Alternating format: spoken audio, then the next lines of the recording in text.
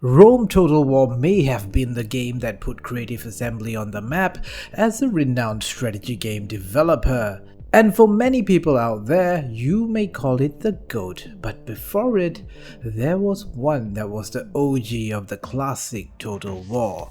There was Medieval Total War. If Shogun Total War was the proof of concept, Medieval Total War was Creative Assembly's swan song for this game engine. A bigger map, now of course with Europe and parts of North Africa, more factions, more units, more agents. This is for the first time in the series actual Total War at a grand scale. The true vision of Total War as the makers intended. The biggest shift compared to Shogun is in the variety of basically everything. When you load the game, you were greeted with a massive map that gave you the option to try out many different types of starting scenarios. Want to fight in the deserts? Try out one of the Muslim factions. Want a more traditional European-centric campaign? Try out the French or English. Medieval Total War gives you options to play differently when you play a new game, which you couldn't say for Shogun with its generally samey armies and factions, with a small bonus here and there. Medieval Total War was an absolute epic. This is obviously not just variety in terms of units, but also tactics, as different factions had different strength and play styles that you adapted to. And the battle engine had to be tweaked to allow for this more varied style of gameplay. Even though it may seem like Medieval Total War was an iterative improvement, this was a massive effort from CA to make this engine work this way. Like in this game, picking the Italians put me in a rather precarious position, very different if you picked England or France. I'm surrounded by powerful factions like the Germans, or factions I can't attack without angering the rest of the world, like the Papal States. There's a lot more going on in the campaign map than Shogun Total War. You can see there's a lot more agents on the map. Right now, I have diplomats and princess. A princess is used for foreign alliances. Marrying them off to other factions builds a strong alliance.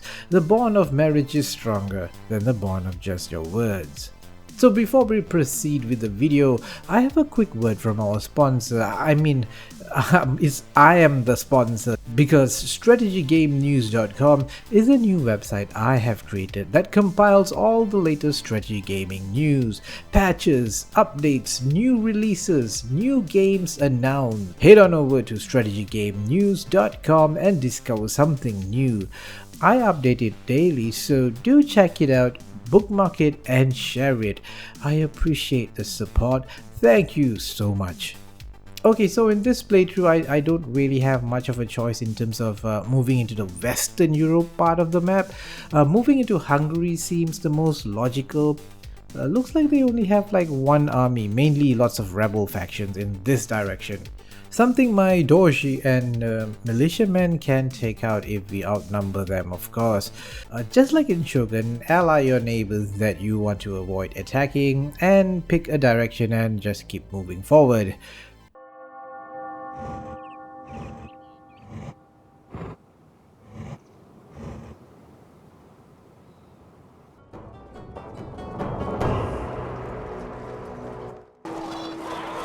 The enemy king is slain, and his body lies on the field.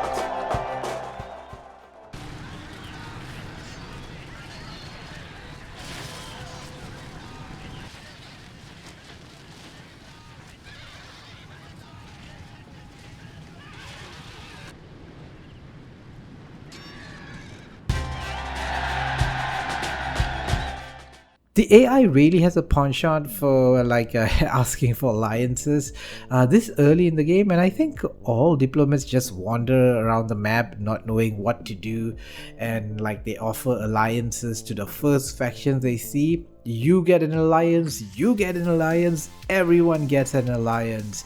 I'm already allied to all my neighbors, so I guess everything is generally pretty safe. Venice is my most developed region, so I shall focus on building troops primarily over here. But honestly, as I conquer the neighboring rebel regions, I build mines which accumulate into a healthy income every turn. There are lots of mine in Eastern Europe. I'll have a big margin of profit, which means I can pretty much develop a lot of my core regions. There's a lot more buildings in medieval Total War. Compared to Shogun, the economic side of things have been expanded quite a bit. The development of your regions are a lot more deeper and, well, expensive. It's still pretty simple compared to newer Total War games. The economy of the game will be expanded even more with Rome and Medieval 2. Perhaps now I shall start building up my army. The neighbors are bringing big number of troops. The Germans have the biggest army in the world. Surely there's nothing to be worried about, right? We are best buddies, right? Okay, great. Seems my allies, the Byzantines, are also attacking the same region here. Like Shogun, the faction that brings the biggest army will take control of the region in this case. The Byzantines just have a whisker more, but oh well, I'll just roll with the punches, you know. Oh yeah, those Byzantine cataphractoids, I think they are called, are like medieval tanks, you know. You would think that spears would take them out, but here they are, waltzing straight into their spears and absolutely destroying them. This is what I mean, medieval Total War just had much more and way more interesting units than Shogun. The battles, although they look the same as in Shogun Total War, feels a lot better, a lot tighter. There's definitely better control over your units, but it's still not like an RTS sort of control. Your units will get stuck in and won't disengaged from time to time. There are still some pretty stubborn fools, but the battles are certainly a lot more exciting. To plan how to use your troops going against enemy troops which may look quite different from yours, there's something to be said when your European army faces, say, a North African army with camels and stuff. While the Eastern European part of my conquest has practically ended, as there's no way forward than to attack my allies, it's time to look elsewhere for another target, maybe someone closer to home. Oh, how do you do, Sicily? Hope you're doing fine. Perhaps you'd let us waltz in and take your regions. Now there is a problem. You see, the Sicilians are also allied to the Pope, the Papal States, and he doesn't like it when you fight with his friends. I'm also his friend, but when friends go to war with each other, well, the Pope will ask us to cut it out, like a bunch of schoolboys fighting, and the Pope is the discipline teacher. But not to worry, I think because the Pope will give us a warning of like 2 years to stop hostilities, I wonder what happens if we don't. Getting to Sicily though is a tad bit complicated. See, in medieval Total War you need a line of ships on each sea zone to move troops to enemy regions across the sea. So that takes some coordination. You don't need a ton of ships, just even a single ship will do. This was of course changed in later Total War games, I think for the better, as it makes naval invasion a lot more straightforward. Alright, time to kick some Sicilian arse.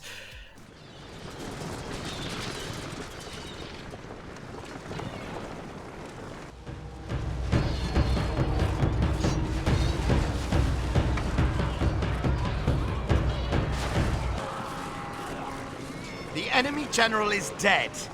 Unfortunately slain before the pox could kill him. Just like in Shogun, defeating the enemy in open battle doesn't mean you've gained control of the region. I'll have to storm the castle. Now, here's the big difference. You need to come with siege equipment. There's no building siege equipment before the siege in medieval Total War. But as ridiculous as it sounds, you can actually still use your troops to tear down the gates. I know, some of you watching this are probably going, what the hell is it doing? But you know, my troops are very nice people, very nicely knocking on their front door and getting a nice, pleasant oil bath for being so gentlemanly. And yes, we finally did it, but at what cost? Uh-oh, the Pope excommunicates us. This means we become a big red target for any Christian faction. So, we're still allied to our neighbors except for the Byzantines who were at war with the papacy. So far, a-okay?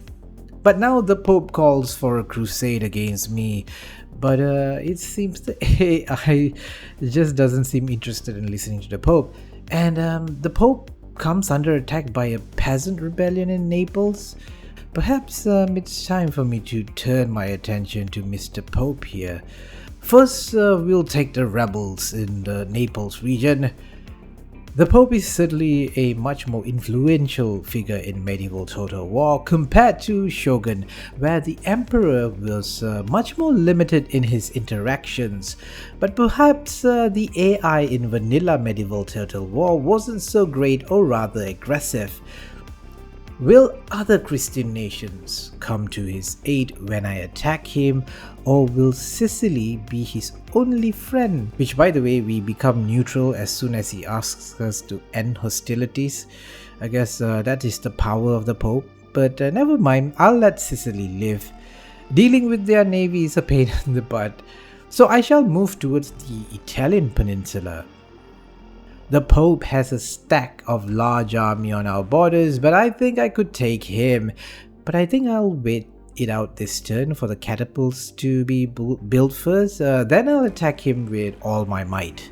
I'll decimate the rebels in Naples first, shouldn't be too difficult.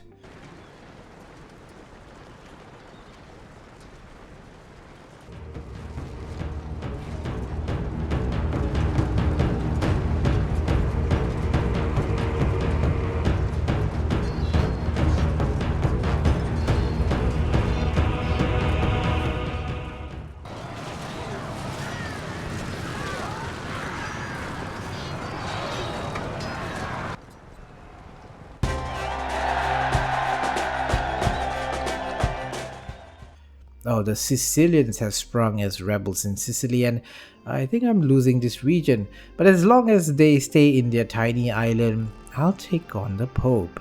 Naples is firmly under my control. Now for the ultimate pincer move. I'm attacking the Pope from the south and north. This is it. Ah, the Pope is a coward and gives up the fight. What a disappointment. I didn't even get a huge battle.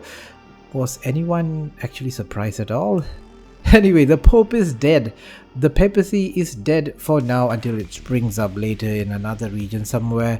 The Sicilian uprising, well, I sent a small army to take care of them. Now they're dead too. Now, I'm friends with everyone around me, the Byzantines included, so I guess it's time to crush the Sicilians without the help of the Pope from stopping me this time. Where this game goes from here, well, I'll have to pick a fight with one of the bigger nations. Poland perhaps is the smallest compared to all the other factions, perhaps going to Africa, but I'll need to deal with rebellious non-Christian population. There's many ways I could take this, and that's why Medieval Total War is the OG classic Total War. I think it's still very playable today and a lot of fun to play. The battles are great, the sieges, well, less great but serviceable. Just bring a siege equipment to battle. Although I do think a lot of you Total War fans are probably playing Medieval to Total War. Which, by the way, I'll be talking about Rome and Medieval 2 in later videos. Anyway, tell me in the comments, do you still play Medieval Total War? What do you like about it?